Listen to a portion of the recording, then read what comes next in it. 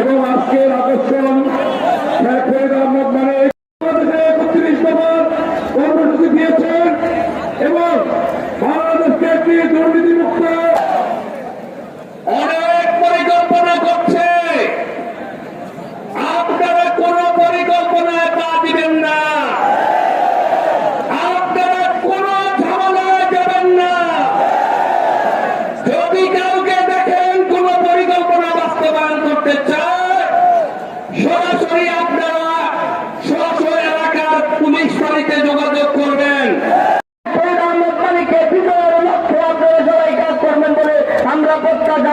বছরের পর বছর বিএনপিকে দেখে এদেশের মানুষের মনে একটি আস্থা জেগেছে। আস্থাটা কি? যতদিন বিএনপি ক্ষমতায় থাকবে,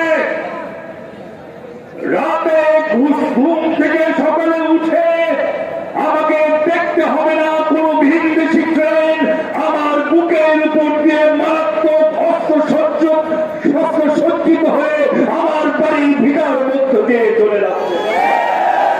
তারা বিশ্বাস করে যতদিন বিএনপি থাকবে কোন গোলামীর চুক্তি স্বাক্ষর হবে না।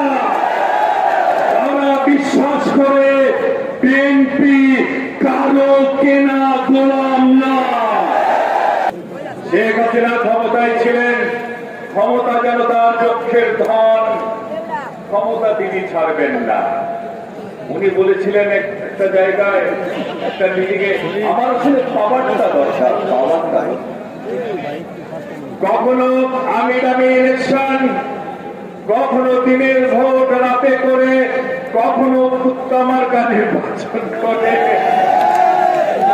শেখ হাসিনা ক্ষমতা ছাড়তে চান নাই, পরে জনগণ তাকে ক্ষমতা ছাড়তে বাধ্য করে। জনগণ জানে